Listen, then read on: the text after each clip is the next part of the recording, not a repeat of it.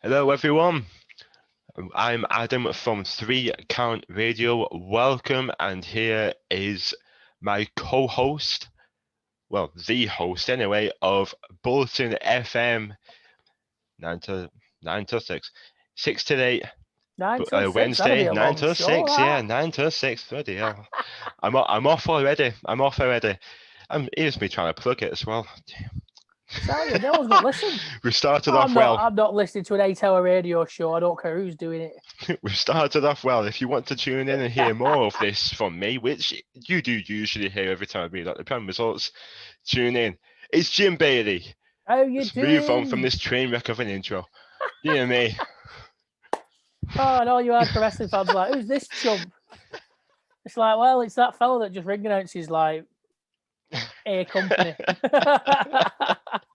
Done a couple of others, but that's about it. Oh, here's me sitting talking to Isaiah going, oh yeah, I wouldn't mind being a commentator in this, at the other. Me. This is what I'm going to get. This is what you're going to get, me stumbling over every little word. Now, you get used to it, though. You get used to it. Honestly, my first ring announcing gig, I was pretty pleased with it afterwards because I hadn't made any like proper major balls ups. Yeah. And then I spoke to Tony Knox, the one and only. The one and Tony only, Knox, yeah. After a show, and he said it was like good few months down the line, and Tony was like, "I tell you what, Jim, you're really getting this ring announcing deal now because after your first show, I thought you were rubbish." I was like, "Cheers, Tony, nice one." But he was like, "But no, you're pretty good." So I was like, "Well, I'll take that."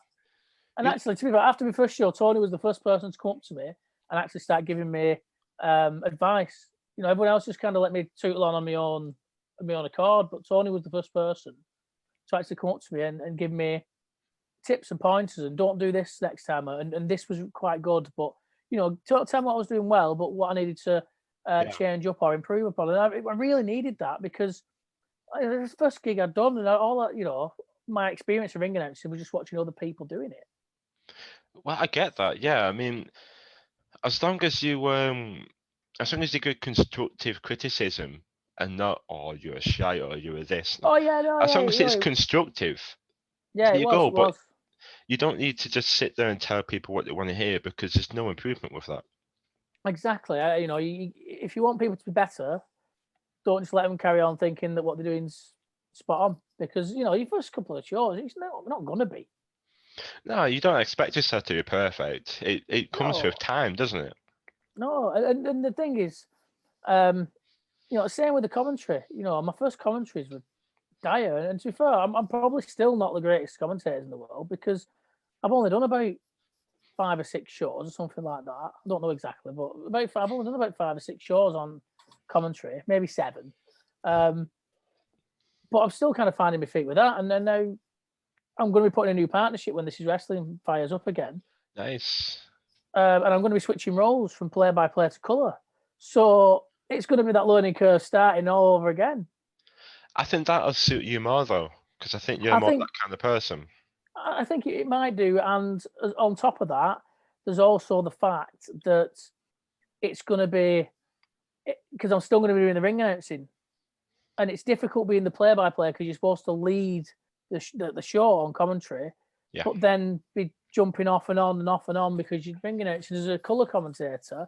It's easier to pop in and out at the beginning and end of matches, and then the play-by-play can, handle the heavy duty. Whereas we had Mark Adams, who's an absolutely beautiful man, doing the colour, but then also handling all the bits in between when I was in the ring doing the announcing. So, it was a little bit of a mishmash, but he was another one though. It was, great to kind of find my feet alongside in the booth because he's seasoned, he's done it loads, he knows what he's doing, and he could just give out that little bit of advice and a little bit of encouragement.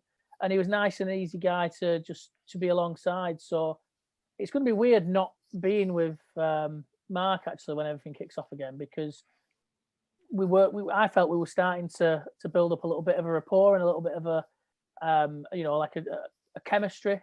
Yeah. So now it's going to be completely different. So I'm interested to see how it's going to be, but I'm a little bit I'll be disappointed. I'll be sad not to see Mark because it's just nice to. He's just a nice guy. Nice to see him and nice to be around. Fair enough. I mean, when you start to build a rapport on screen with someone, especially on commentary, it then that rapport resonates with the crowd watching as well when they're hearing it, and they feel, because when it's exactly like watching a wrestler who has just come up from training to the main show, and you see them in and like going in and in with the show, going from the start, onwards, and you're there from the very beginning, and you see the journey. So you get the personalities, and you get who's doing what, and then suddenly you see a different duo on commentary. It can be a little jarring. Yeah, I completely agree, and I'm sure it's going to be. I'm sure it'll be fine. I'm sure it'll be. Yeah, of course, sure we'll be grand once we kick off again. With This Is Wrestling, but obviously when that happens, I've heard rumours of a Rumble at the end of the year. Everyone loves a Rumble. Yeah, I think I've seen the same. Yeah, I think I might throw me out into the ring for that one. Is it anyone? Is it anyone finger? Anyone invited? Anyone in general? Yeah. Anyone, but certain podcaster maybe. I mean, I'm all up for a bit of fun and a bit of being thrown around. Oh, whatever. of course. Obviously, I did my training back in the day, and I never made it. I never graduated training at GPW, but I did a good chunk of training. And I know how to bump, and I can sell a bit. I wouldn't be. I'm not going to put myself in a position where I've got to look strong or anything like that. But usually, if there's a heel that needs a bit of heat or needs to look good, yeah, he can beat me up or he can throw me around. Just ask Jacob North. Big guy, Jacob North. Oh, he hurled. The thing is, right, I trained with Jacob, or Matty, as he's really called, to break a bit of kayfabe there. But he's here behind the curtain. I trained with him back in the day at GPW, and so there's kind of that trust between us.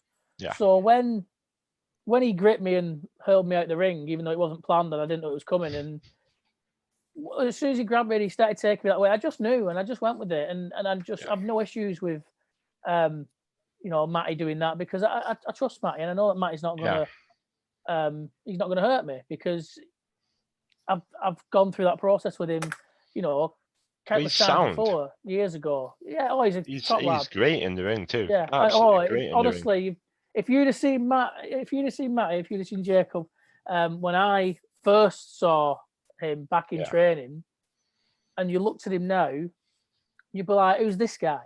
At night and day. The change in him, just the incredible shape he's gotten himself into. Those thighs, man. His legs are just huge, aren't they? Oh, it's insane.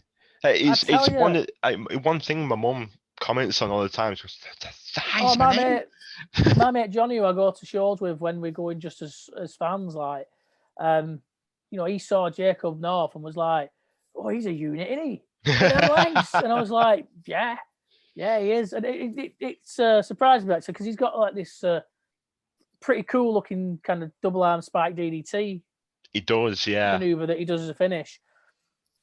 But with them legs, man, he should have some kind of leg-based burr hug or something. Yeah. Because them legs, man, it's similar to Paige's finisher, isn't it? She gets him up and then drives him down. It's similar to that. He's had me locked in. Form of DDT variation just looks brutal, because you're pretty much driving someone's head to the ground. Yeah, well, yeah. Thankfully, I just got lobbed out at ring, because I've never taken that and I didn't fancy it. I wouldn't fancy it myself. Wouldn't fancy that on myself, I'll be honest. I mean, it might be one of them where I sold it really well, but mainly because I didn't protect myself properly when I took it, and I was genuinely hurt. But no, it was all right. Lucy came to my rescue, and I just got launched out the ring. But that was a pretty decent bump. I got a good little ooh from the crowd, and I enjoyed that. That's what it's all about. To get that crowd reaction. That's it. Greenwood was the referee on hand, and he ran over and was like, "Are you all right?" Like, just proper sly. I'm like, "Are you all right?" I was like, "Yeah, I'm fine." He's like, "Good." And then he was like, right, come on, let's get you up, because I was probably milking it a little bit too much. But Yeah. it was good. It was good. I enjoyed it. It was good fun. Good bit of sillies. Helped progress the storyline, which, you know, in the end didn't really go anywhere because COVID came along. So we'll just have to see if that continues when things start up again. But my worry is with stuff like that is like, when we get back to it, is anyone going to remember what we did 2 years ago? That's what I'm thinking. Oh. That's what I'm thinking. I remember or is it just going to be like a fresh from canvas Future now? Shock. I remember one feud from Future Shock when before everything went to shit, basically before lockdown, and that was Lana turning heel on Holly Barlow with the Legacy Tournament trophy. You could cash it in at any time. Yeah. And Holly Barlow for the entire year was chasing the title for chasing Alexis Falcon's title the entire year, and it was one of the best, if not the best story going. It's very. I had Facebook up. Hopefully that doesn't come through. Probably will. Sorry. This is a very professional podcast, I promise. I know. Well, you've gone green again on my end. Oh, at least all right. You're back in full. You're back in. At least we haven't on my end. It is. Hopefully, we've not gone green on my end. Okay. Oh, shambles. Yeah, it was one of the. It was my favorite feud going because no matter what, Holly would come that close every time, but there would always be some form of cheating way that Falcon would win. And then she gets it. And then Lana cashes in, turns heel, stands over the top of Holly, holds her championship up, and looks at me. And I was just sat. There was a picture taken by the one and only Tony Knox, the best. Yeah. There was a picture taken that encapsulates everything I was feeling in that one moment. Because I am a mass. I won't even hide it. I'm a huge Holly Barlow fan. That story, it shows how great of a story it was. Because well, that's the key, man. If you can get someone, because obviously, you know, you're smart to the work. You know what the crack is. You know what's going on. And when somebody can make you react like it is legit, when you know. Exactly. Yeah. You know, I mean, only tentatively. I'm not trying to, make myself out to be some kind of big, cool wrestling guy or anything like that. Oh yeah, neither do I. I'm in the business. You know, I'm only the very fringes, and I just do little bits and pieces or whatever. But I'm in the business. I obviously know what the crack is. But there are people in British wrestling, in wrestling around the world, but specifically British wrestling, who can. Really, like, they're that good at what they do that they can really elicit a legit reaction from me, and it's great. And when people get me like that, I love it. I love it. If any wrestler can make me as a fan believe, just for a split second, they can get me genuinely reacting in sheer joy, or or get me really angry, then I know that that's someone that is doing what they do really, really well, and I love it special when that happens. Like, and I tell you what, shout out for that to Tal Bannum, right? He is one of the best heels I've ever seen. He is just so good at getting people to hate him. And the thing is, right, I've met the guy now backstage at shows, and I've announced him. I've worked with him, and he's just the nicest guy. Like, and before I met him, I would have thought that he was one of those people that was really easy to dislike, because he was just really easy to dislike. Yeah. But then you meet him for real, and he's just the nicest man. And then he gets out there and doing his heel shtick, and I'm like, he boils my blood. I love to hate the man. I really do. He's fantastic. Yeah. And his heel work in PCW has been immaculate, and not just PCW, but wherever I've seen him. But there specifically is where when he cashed in on Dean Allmark. That sort of gimmick really does lend itself to a heel. Yeah, and Gradwell's another one. Gradwell's brilliant. Gradwell on his day. Not seen a whole lot of his work. I've not seen a massive amount of his work, but I do know how good he is. when I I started see the training, reactions he gets. he was like at the end of his training when I first started. Yeah. He was working short for GPW, but he was also helping out a lot in the training school. He taught me how to throw a drop kick. And so I know him, I know him quite well. Whenever I see him, I'm always like, hey, you're right, Sam. And he's like, oh, you're right, Cabs, how you doing? Hey. And we'll have a good chinwag. But if he's running that heel stick in a show and I've had a couple of bebs, I'll be hurling abuse his way. I'll be fuming at him. And it's just because he's so good that he can get me going. And actually, I think that he's criminally underused in NXT UK. I mean, I love I think you can list a lot of people in that sense. I think I'm loving a lot of his stuff. I love his yogurts to do, calling people yogurts. I mean, that's fantastic. I love it. But, he jumps out a lot. And I think that there's a lot more you could do with a talent like Sam. Yeah. And I don't know if it's because he's had his injury problems with his knee. But for me, he's someone that could really push on and go somewhere. And because he looks the part, he can talk. He can bloody wrestle without a shadow of a doubt. Yeah. But I think that's always the trouble with when you got the kind of the creme de la creme, I suppose, of the British scene, when you're just at the top, kind of creaming off the people you that are performing well and are doing well and are getting over.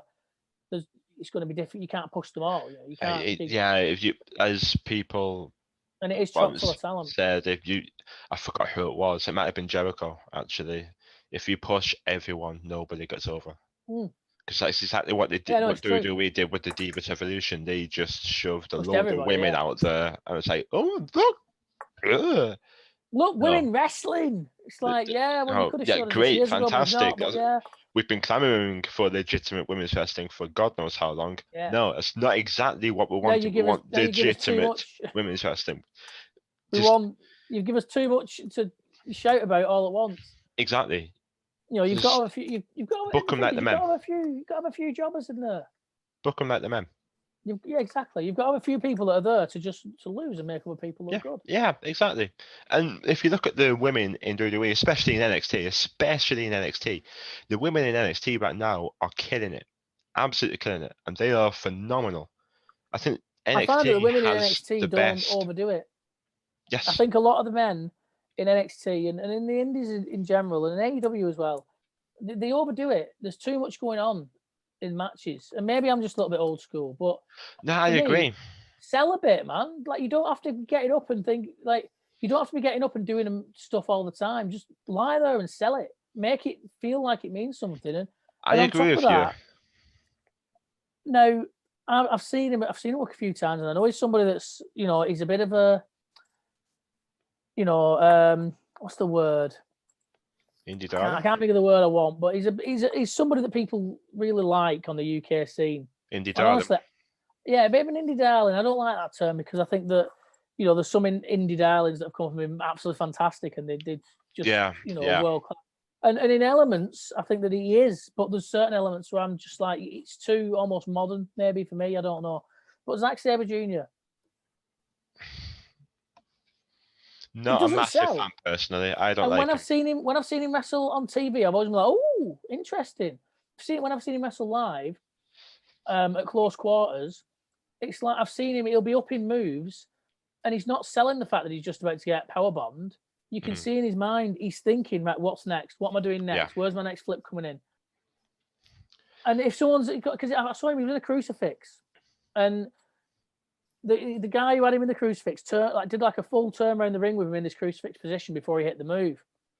Now, for me, if you're in a crucifix, you should be having a bit of a wriggle, look scared on your face, be like, no, I don't want to do this. What we're going to do? Looking around, looking for an escape, something like that. And he wasn't. He was just thinking, like, what's my next move?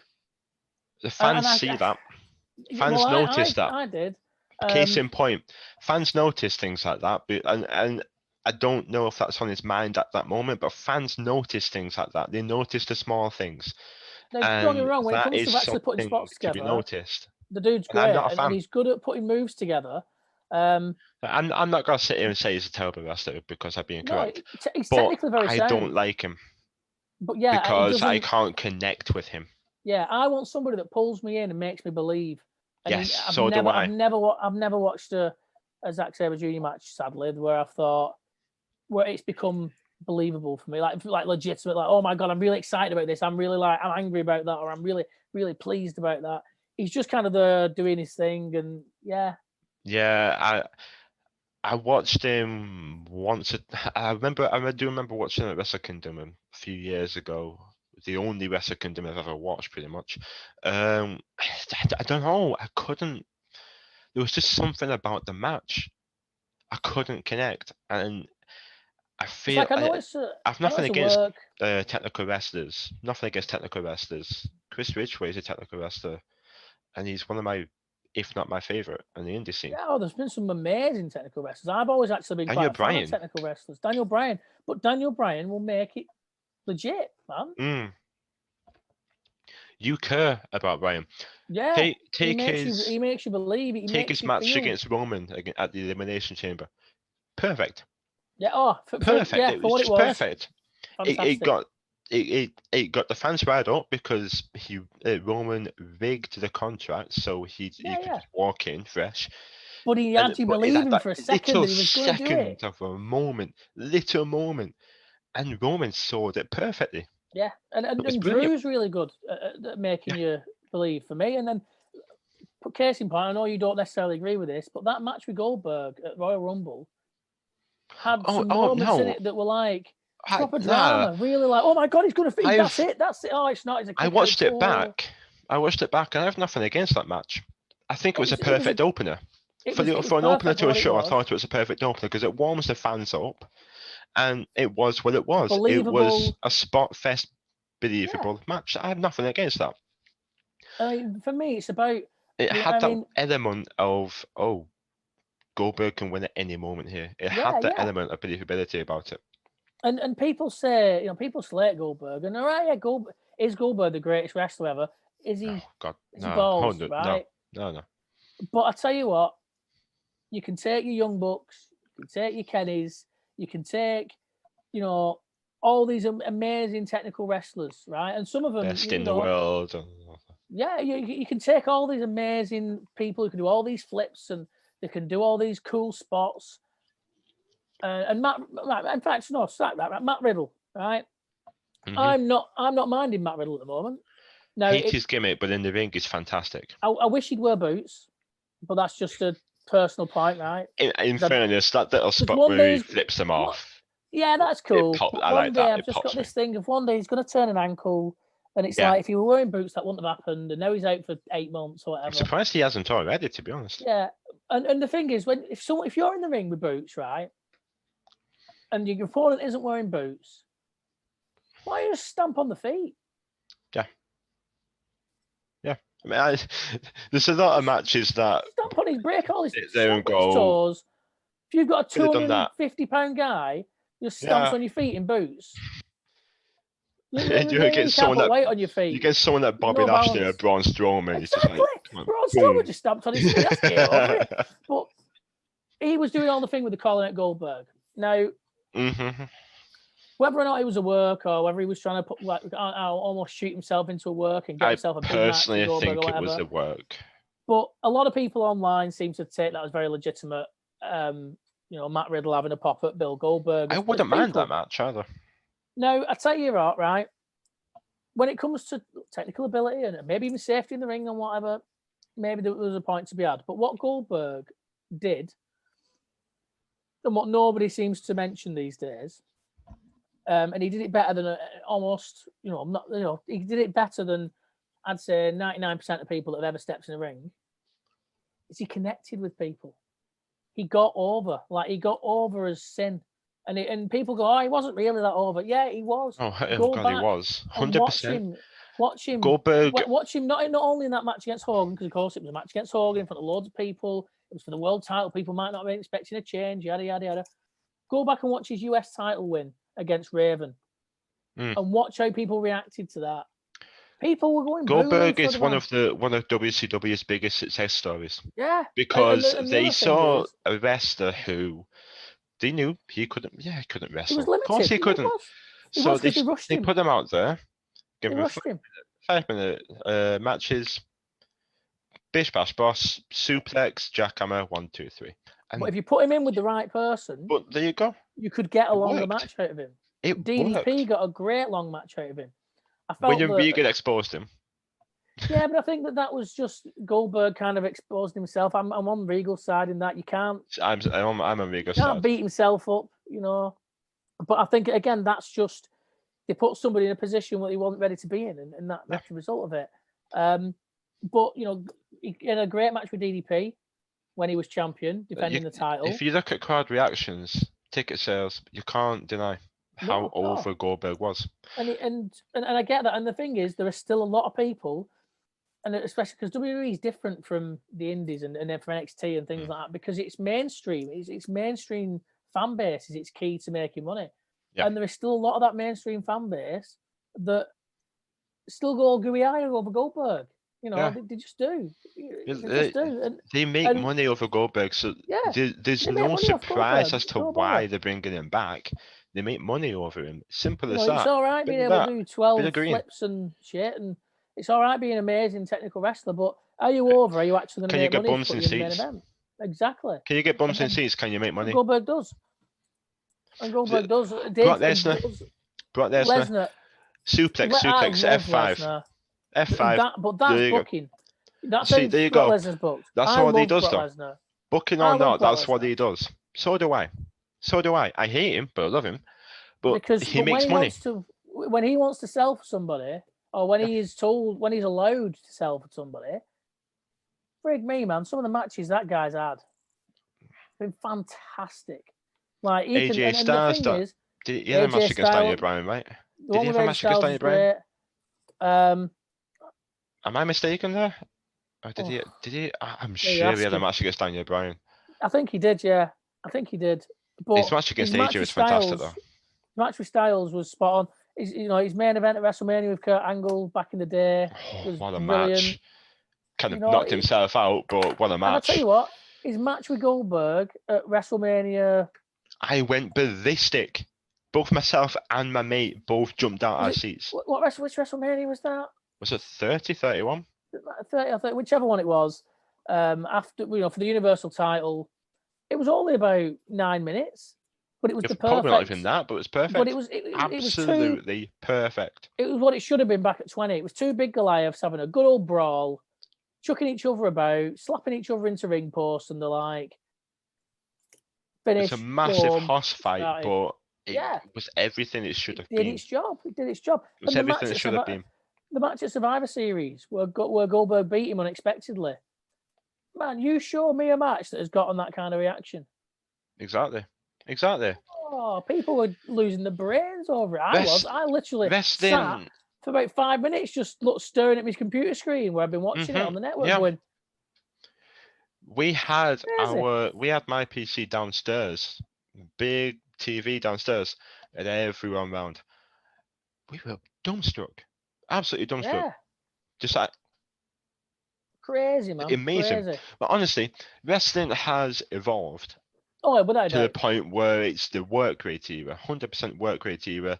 Ricochets, Will Ospreys, as much as I hate mentioning him in this podcast. Your flips and all that, your Young Bucks, your Omegas. Now, I'm sorry, but a match nowadays is dependent on how many flips you do in this or the other. But it depends who you're asking. If you want to, tell you what, just doing flips and stuff. So it's impressive, but can you sell? It ain't gonna get you nowhere in WWE, right? Can you sell? It just isn't. You've got to be able to sell. You've got to be able to connect. You've got to be able to make money. In WWE, people are wondering why Ricochet isn't. Now, if they push Ricochet, he can win the world title. I actually think that Ricochet is one of those wrestlers that has got the all-round package. Yeah, he does a lot of flips and bits and pieces, but a lot of the time he makes it make sense within the scope of a match. I'm not against flips. Jeff Hardy's mint. No, I'm not against it myself. But when you look at Ricochet, one of the reasons WWE might not think he's getting over is the fact that so many other people are doing suicide dives and flips on a regular basis on Raw. There's at least 50 of them on Raw. Yeah. And it doesn't mean anything. It doesn't. That's what this. So when you look at Ricochet, it's like, okay, that's incredible, and he is a damn sight more impressive at it than 99% of the rest of the world. Yeah. But what does it mean? Yeah, I mean, Like, sod off, give us everyone's doing it. something. But And this is what if does you me push head in about the Ricochet, you Young can win a Bucks. world title. This is what does me head in about the Young Bucks on Dynamite, because they'll Can't often stand. go out. I hate them. They'll Oh, they're often go out infuriating. there in the first match, right? For me, they are the most selfish tag team in the world, because they go out there in the first match when everyone else has still got to put on a show, and they'll do 20 minutes of flips and mentalness and bloody close calls and near finishes that make no sense. But regardless of them making no sense, if you're in match 2, What are you supposed to do now? Like, I could do a suicide dive. That'd be right. The Young Bucks have done 4. Exactly. All right. Well, what's your finish? Exactly. Oh, it's a super kick. Well, that means nothing now, because the Young Bucks have done 12. They've had a super kick party, and now what used to be a finish is now just a throwaway bullshit. And then maybe I'm just a bit of an old school wrestling fan that's sour in that respect. I don't think you are. Things do move on, but I think you're bang on. And the thing is, I'm since sure... AEW opened, I've not watched every episode, not watched every match, but I've never seen them put somebody over. I've seen them lose, but I've never seen them lose in a way that makes me think the other team were the better team. The other team were 100% better than the Young Bucks in that contest. I've never seen them do that. There's always an excuse. The final to Dusty Cup, the MSK one. Yeah. Both teams looked absolutely phenomenal. Both teams, you were sat there going, Grizzled, amazing. The Grizzled were an established talent. MSK, amazing, but they had just gone into WWE. Now everybody in the British scene were behind Grizzled because of course Grizzled, obviously. But at the same time, I was sat there going, the win makes sense because they have just gone into WWE, and if you want to make Grizzled just need to go out, win one match, and they're amazing again. They're golden again, yeah, too right. Grizzled are great. Both teams went over incredibly. Young Guns, you don't see that. Young Bucks. Young Guns. We like the Young Guns. Sorry, no, Young Guns are one of the best tag teams in the world right now, in my opinion. Yeah, I completely agree with that. They are one of the best tag teams going. And Ethan is 19. I know it's ridiculous. I mean, it's painful, isn't it? I love the guy. I've done commentary ring announcements on a few of his matches. He's incredible. And I've seen him at loads of shows, and he's always lovely. I've always got time for him, and he's always got time for everybody. He'll always say hello. He'll always give you an hug and ask you how you've been getting on and all that. Yeah. But Jesus Christ, do I hate that kid? To be that good at that age, he's just not fair, man. I'm so jealous. It's painful. He is. What? I don't know what I was doing at 19. And not only that, now he's done Nush's 90-day workout thing. Is it 90 days? How many days it is? Oh, look! Now he looks like a Terminator or some shit, man. It's like, dude. I mean, Ethan's got himself in that shape through lockdown, and quite a few wrestlers have as well. In fact, Holly Barlow was looking. Her workout videos have been amazing. Tal Banham, he looks. Yep. He's gone from being like fairly soft looking. I mean, always in good shape, but now he's ripped as shit. DDL looks incredible. DDL looks better now than he did in his 20s. And here's me, who now, when I go back to ring announcing, I'm worried I'm going to have to buy myself a new suit because my old one doesn't fit me because I put on 2 stone during lockdown. I can't say anything. I've attempted workouts. It's not been consistent at all. Warrior, I was doing loads more exercise just because that was the job. I think you took that for granted a little bit. I did a little bit.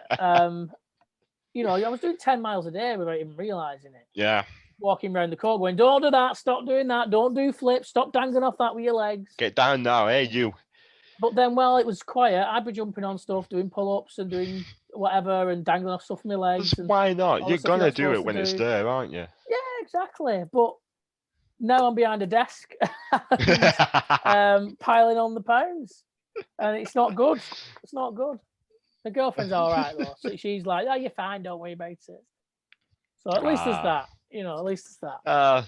Telling you what you want to hear. Exactly. But yeah, they're in such... Well, Ethan, yeah, man. Dude's in such good shape now. He's incredible. And I tell you that, those two, Luke and Ethan are Yeah. absolutely destined for great things in the wrestling business for me. 100%. Because not only are they 100%. young and talented and hungry, they're dedicated to the craft and they are proper doing things the right way and they're making the right contacts and they're pushing in the right direction. And And for they're me, teamed with one person as well, Chris Ridgway. Yeah. He's one of the people. That's If been you are teamed with hugely Chris helpful for Ridgway, them. you're destined for greatness regardless of what happens. But they're in the right place as well. They're getting themselves. They've been getting regularly booked by Progress. Yep. They're getting looked at by the right people. And if you let's be honest with you, right? If you're doing well in Progress, you're that far You're done. from that WWE. If you're on NXT UK contract, on and that's not the Progress, be all and then end all. you've got eyes on you.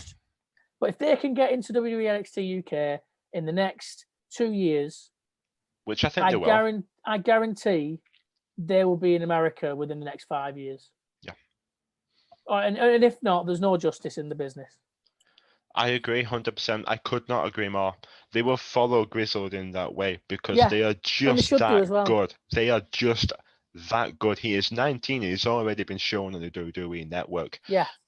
Honestly, the young guns are just incredible. Infuriating. No pun intended there.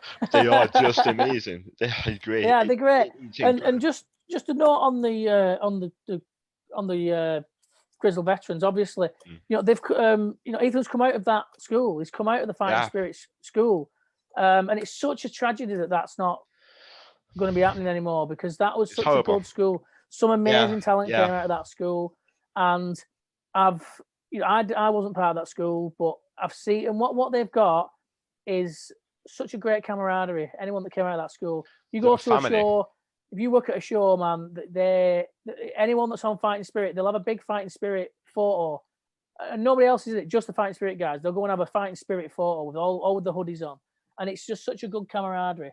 But I've had the privilege of working a show that Zach worked, and he worked it. It was his last. I think it was his last actual British indie appearance before they went to America, and to just be around him backstage and just to have a little chat with him, but just more to listen to him talk to other wrestlers, but to listen to him talk to other wrestlers and the knowledge he was imparting on them.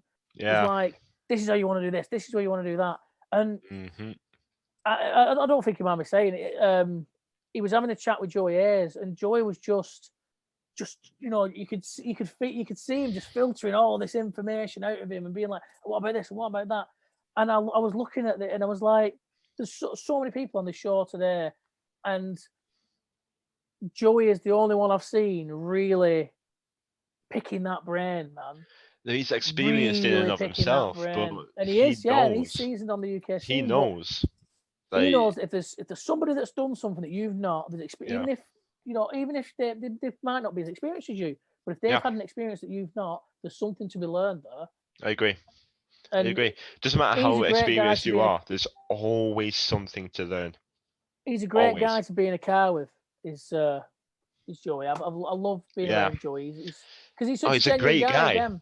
He's a great guy. Again. And for me, a great talent and somebody that, and by his own kind of admission, he's a great opener, man, because he knows how to work a crowd. And being an opener it's actually a really important position. It's not just it's not just you're just starting out, so let's chuck him out first.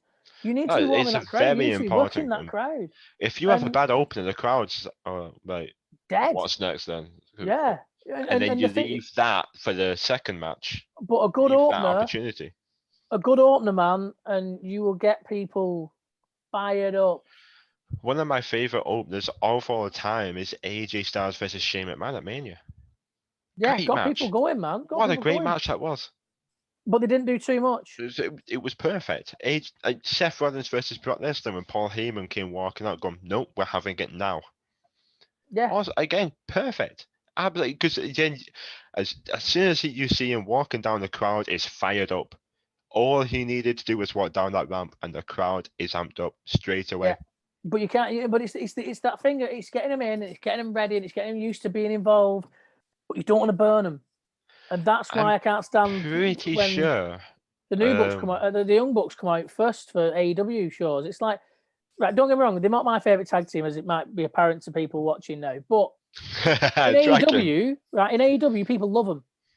So why are you taking somebody that's going to get such a huge crowd reaction to everything they're doing in AEW and putting them on first? Because it's just burning the crowd out for later on. Exactly. Makes no sense to me. Have them on later on. No sense. Have them on later on. Have them on later on. In front of that crowd, they could be an event, and people will be happy with that. Even if they don't, the crowd will be amped up to see them, and it will be a way to keep the crowd amped up going forward, rather than killing But I don't get why they quite first. But yeah, and another great opener, DDL is fantastic as a crowd worker. He's amazing. You can put DDL anywhere. Amazing. You can put DDL anywhere in a card. Stick him on the card. DDL, if you want comedy acts, DDL, Big Guns Joe and Sugar Dunkerton. Sugar Dunk, man. Sugar Dunk. Three amazing comedy acts right there. I've been at shows where Sugar Dunk's had the crowd singing for like a good 10 minutes. It was at that Future Shock when it was against Joey Hayes. Oh, he's done it at Future Shock. It's beautiful. At PCW. He's done it everywhere. Everywhere he's been, he's had the crowd singing his theme song for him for days. The guy is just such a cool. Cool as he was there on top of the turnbuckle. He was there like that, like the Shawn Michaels pose on top of the turnbuckle. And Joey Hayes does it in the ropes below him like that. He just looks down and he goes, from up here, you're actually quite handsome. He's great, man. He's so brilliant. He's so good. Yeah, no, I love a bit of Sugar Dunk. It took me a long time to see him. Great. It took me a long time to see him, and I wish I'd seen him a lot sooner because he did a lot. He works a lot of PCW shows. Does he? And that's where I saw a lot of Sugar Dunkton. He's brilliant. And that, again, he's just fantastic fun. Hey, Joey Hayes, he can work comedy perfectly. Joey can do it all. Brilliant. Joey can do it all, no doubt about it. Multifaceted wrestler. He's Definitely. great. Yeah. He's great. He's gonna. I get the feeling though. Actually, no, I'm not gonna tell. I don't know if I should tell that story. I won't press. Don't worry. He's going to be disappointed. I don't want to get Mr. Jim Bailey in trouble. He's going to be disappointed with me when we go back to wrestling because there's something there's something I always have that he likes. Well, not he wants, but he borrows. That I'm not going to have. I might have to take one just for him, but. You piqued me interest. That sounds really ambiguous. That sounds worse than it is, but it really does. Not just my interest, but the viewers' interest as well. I know it sounds really dodgy. It's really not. It's like really not dodgy at all. It's proper boring, but I've made it sound like a scandal. You have got Joey Hayes, a blow-up doll. Hey, he just loves me, Steve Austin.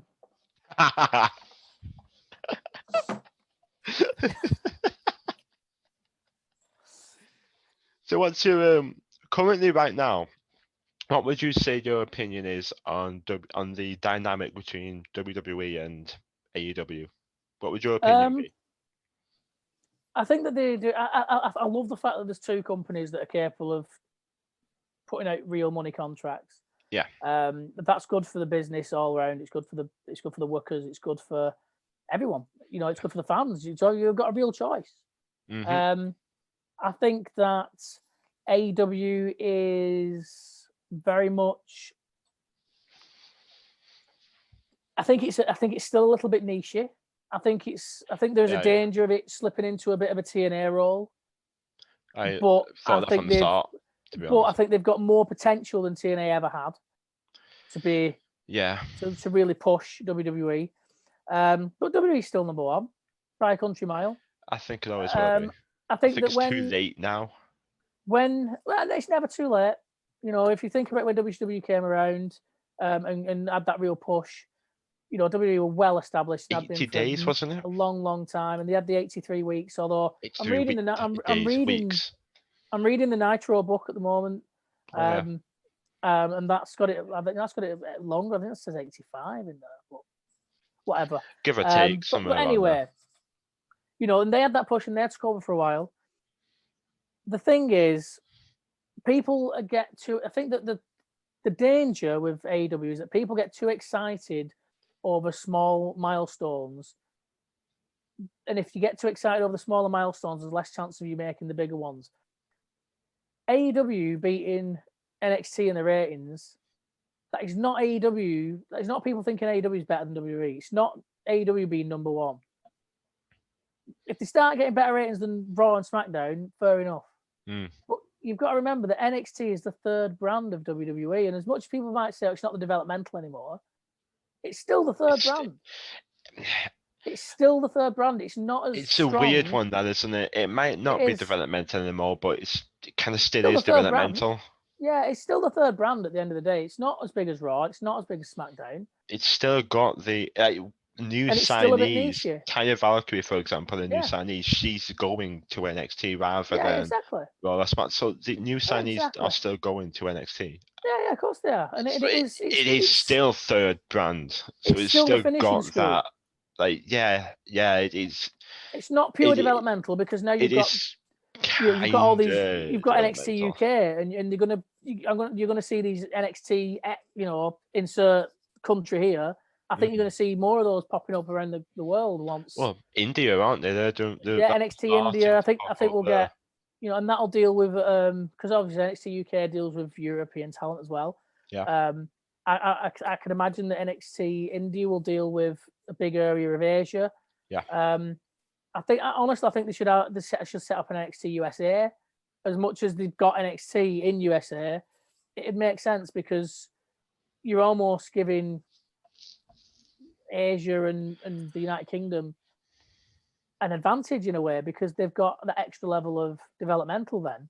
Whereas if you're an American, but I suppose they've got the general American indie system and all that. But if they're pulling people out from from the gridiron or from college wrestling or whatever and throwing them straight into NXT, people that are coming into NXT from NXT UK have probably got an advantage because they've done the whole NXT UK thing and they've learned that WWE style and all that kind of stuff. So like a side developmental school. Maybe NXT before they go on to NXT. NXT Canada or Mexico. Or somewhere you could send people to learn that. I do actually think that might become a thing. It wouldn't surprise me. So they've got a school on the side for them to train at that performance center, for example, or something along those lines, before they go to NXT and get them on these shows. But that's you. Oh, thank you very much. But no, that being a thing in the future. Yeah, I think so. But I think that I know NXT UK has got a bit of a negative publicity when it launched, and is it going to ruin British wrestling? And well, WWE haven't exactly treated it with the respect it deserves, if you think about it. I mean, Kaylee Ray, they've given her this moniker as longest reigning women's champion, this and the other, but she's been women's champion over lockdown. Not much has gone on. Still been putting shows on and it's been a bit. It's been a weird one. I have nothing against Kaylee Ray. I think she's phenomenal. For me, it is what it is. But I don't think it's hurt the British wrestling scene. If anything, I think it's helped it. I agree. I think it's helped it. People saying, "Oh well, they've taken all the talent." Well, no, they've not. They really haven't. Firstly, they've not because the talent's still working elsewhere. But even if they had, well, good, because now the British indie scene is going to have to cultivate a whole new crop of talent instead of just having the same guys on top all the time. The British indie scene is when NXT phenomenal come and nick all of those, come and pinch all of those, then they're going to have to develop a new set of talent to take that spot, and it should convert a conveyor belt of people. It's a cycle. It's a cycle. Yeah. Plus, it gives people a target. It gives them a goal rather than the big WWE. It gives people. Well, I mean, I guess a more realistic goal of getting into NXT UK and it also developing their craft there. It gives them a pathway. Yeah. That's what I'm trying to say. Yeah. Well, if I work out on the British indie scene, I might get noticed by sort of talent scout in Britain to go to the WWE. It's like, well, actually, I might be able to go then to Progress or ICW or one of the companies that have got this Evolve working or Evolve. We've got this working relationship, and then if I'm good, if I do the business there, then I can step up to NXT UK. And then once I'm in the NXT UK, maybe I can then go, if I keep applying my trade and do well and learn the WWE style, yada yada yada, they'll send me to America. Yeah. And they can go and do the American You go gig, to and they can go and do NXT, NXT. WWE, Raw, And then if you go out there, you'll get onto the main roster and the world's your oyster. And there you go. even if it, and no matter, but then wherever you get to on that conveyor belt, wherever you've got to, when you come back to those British Indies, your stock's going to be much higher for having been in A, Progress, or B, NXT UK, or B, or C, NXT, or It's another D, notch main on roster. your belt. Big time, and it gives you that more visibility, and it's a good thing for me. I think there's certain people that maybe should have had a chance there that haven't, but I feel that has started to change as we started seeing more people turn up that I maybe wasn't expecting. I felt there was a kind of a bit of a boys' club, maybe, where there was a group of people that were all kind of friends that all got kind of called up, and then all their friends seemed to get brought in. But I think that's natural at the start. Yeah, but I think that's natural at the start when you're first setting something up and you've got to populate it. It's an easy way of doing it. And I think we are now seeing more differentiation between who's coming in. Which we should see now at this point. But honestly, I've been a big fan of Sha Samuels for a long time. I've seen him Yeah, wrestle you a have. lot of Yeah, times. you have. I've always been a big fan of Sha Samuels. I didn't think he'd get the call to NXT UK simply because I just thought he's probably not. He's probably one of those people that maybe his face doesn't fit or whatever. But he has got the call, and since he's got the call, I've loved watching him on NXT UK just as much as I loved watching him in Evoke or up in ICW or anything. And I'm chuffed that people are now getting the call who I think, why have they not got the call? It's ridiculous how they've been ignored this long. They are starting now to get the call. Yeah. I mean, there are still a few people, in my opinion, that are thinking, really? Oh, the Lords, but you can't have everybody at the end of the day, can you? You can't have everybody now. And there's going to be your favourites, and there's going to be people who you've watched for years and you've loved them, and they might never get the call.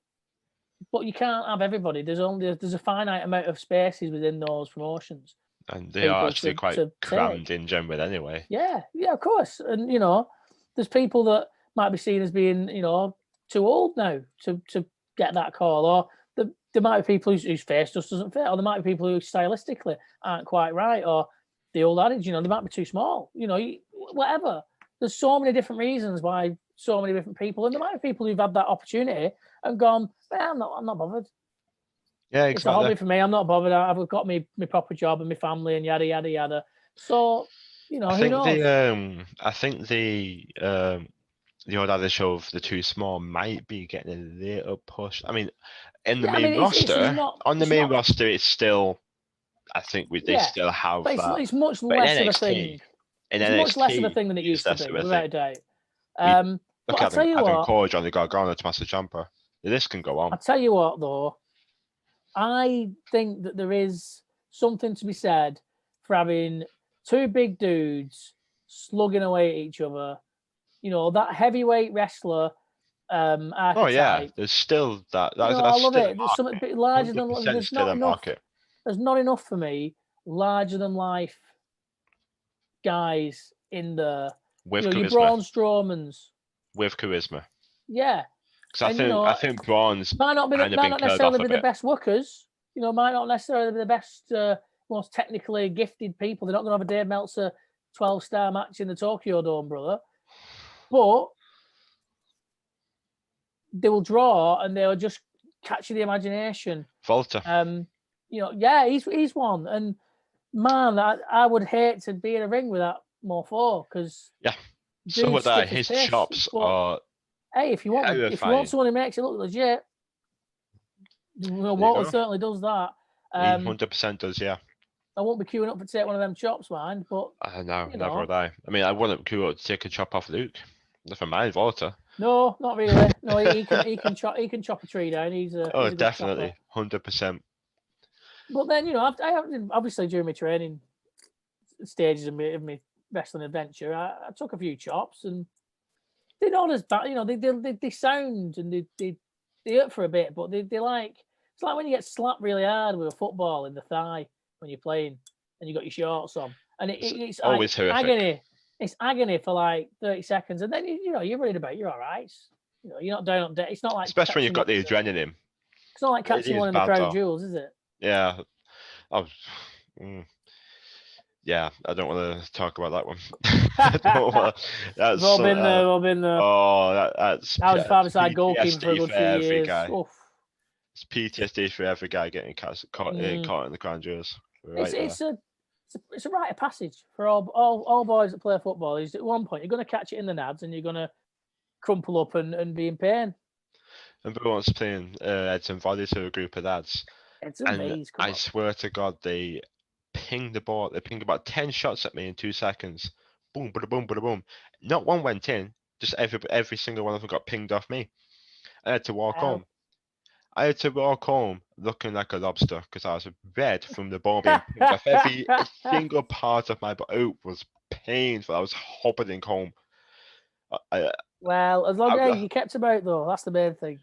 I remember halfway home, I bumped into a lad who was on a bike, and he gave me his bike just so I could I had something. Yeah, all right, Adam. You weren't bright red last time I saw you. Pretty much. Oh, it was not. It was not a fun. It wasn't a fun one at all. No, no. I mean, I've got pictures somewhere, God knows where, on an hard drive or something, of my chest, and one side of it's just purple. Taking chops at training. It is what it is. But yeah, Walter looks like he cave your chest in. Yeah, definitely. He really does. A couple of broken ribs after a match. Yeah, and the rest. And the rest, yeah. And the rest.